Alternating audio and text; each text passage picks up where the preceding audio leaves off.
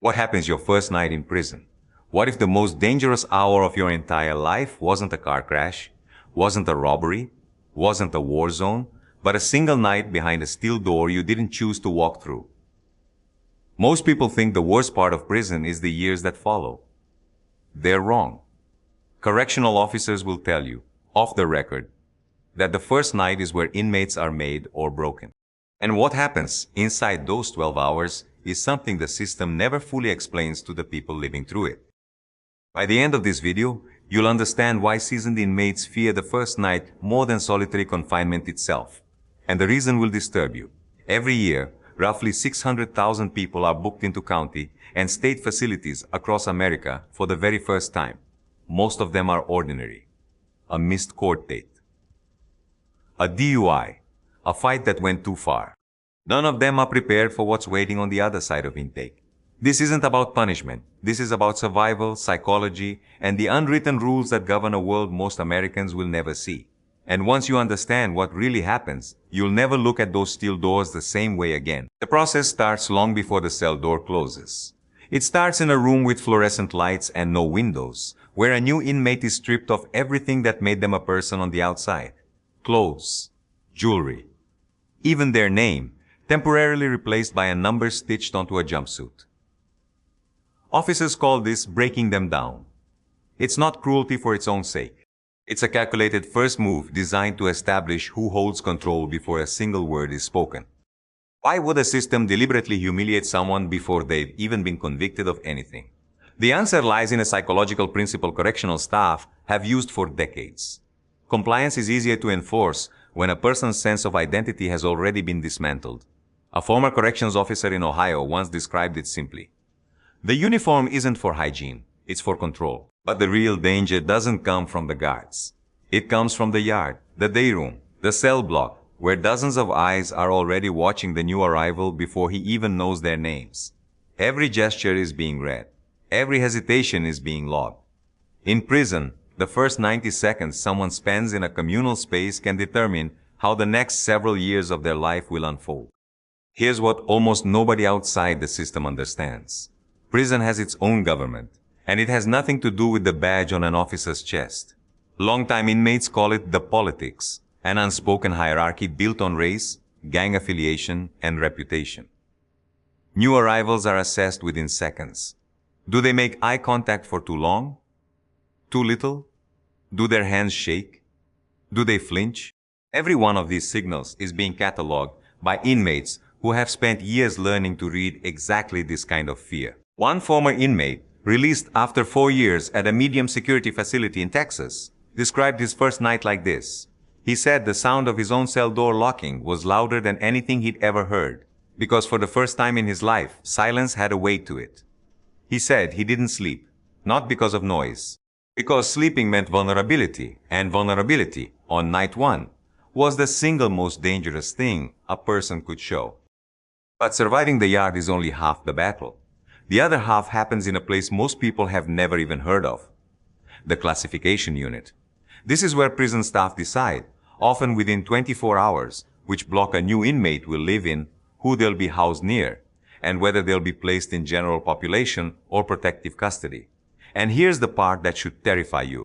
That single decision made by an overworked classification officer skimming a file for maybe 10 minutes can determine whether someone survives their sentence or becomes a statistic. Mistakes happen more often than the Department of Corrections would like to admit. In 2015, a 19-year-old first-time offender in a Midwest facility was mistakenly housed in a unit controlled by a rival gang to the one he'd unknowingly associated with on the outside. He didn't know the danger existed until it was already too late. Stories like this rarely make headlines, but inside the system, they're common enough that veteran inmates have a name for new arrivals who get placed wrong. Dead men walking, even when nothing happens to them for weeks. Because inside those walls, danger doesn't move fast, it waits. So how does someone actually survive the first night? According to inmates who've lived through it, the rules aren't written anywhere. They're passed down in whispers, through cellmates, through veterans who've seen new arrivals get destroyed by their own mistakes. Rule 1. Never sit at a table that isn't yours. Rule 2. Never ask too many questions. Rule 3. And this is the one almost every first-timer breaks. Never show fear, even when your entire body is screaming at you too. But here's the fact almost nobody knows. The most dangerous person in a cell block on any given night usually isn't the most violent inmate. It's the most unpredictable one. Corrections officers will privately admit that they fear volatile, first-time inmates more than hardened repeat offenders, because repeat offenders understand the rules. First-timers don't, and broken rules create chaos nobody can control. As the night stretches on, something else begins to happen, something psychologists have studied extensively but rarely discussed publicly. Sensory deprivation, the constant fluorescent lighting, the metallic echo of every sound, the complete loss of control over basic decisions like when to eat, when to move, when to speak. Within just a few hours, cortisol levels spike to a degree comparable to acute trauma responses. This isn't exaggeration, it's documented physiology. The human brain, stripped of autonomy and safety simultaneously, begins reacting as though it's facing a life-threatening event, because on some level, it is. And this is where the story takes a turn almost nobody expects. The first night isn't just dangerous because of other inmates. It's dangerous because of what the mind does to itself. Suicide watch protocols exist in nearly every American prison, specifically because the first 24 to 48 hours are statistically the most lethal window of an entire incarceration. According to Bureau of Justice Statistics data, a disproportionate number of in-custody suicides occur within the first 2 days of intake. Not the first year, not the first month, the first 2 days. Think about that for a moment. The system that exists to punish and rehabilitate is, by its own design, at its most psychologically dangerous in the very first hours a person walks through the door. And most of it isn't visible from the outside. No riots, no headlines. Just a silent, invisible war happening inside the mind of someone lying awake on a thin mattress, staring at a ceiling they didn't choose. By morning, something has shifted. The inmates who make it through the first night without a misstep have usually learned, in the span of a few terrifying hours, more about human behavior, power, and fear than most people learn in a lifetime. They've learned to read a room the way predators read prey. They've learned that safety isn't given. It's earned, one silent, calculated decision at a time. And they carry that education with them for the rest of their sentence, sometimes for the rest of their lives. Corrections officers who've spent decades inside these walls say the same thing, almost word for word, no matter which state they work in. You can always tell who survived their first night the right way and who didn't. It's in the way they carry themselves. It's in the way they stop flinching.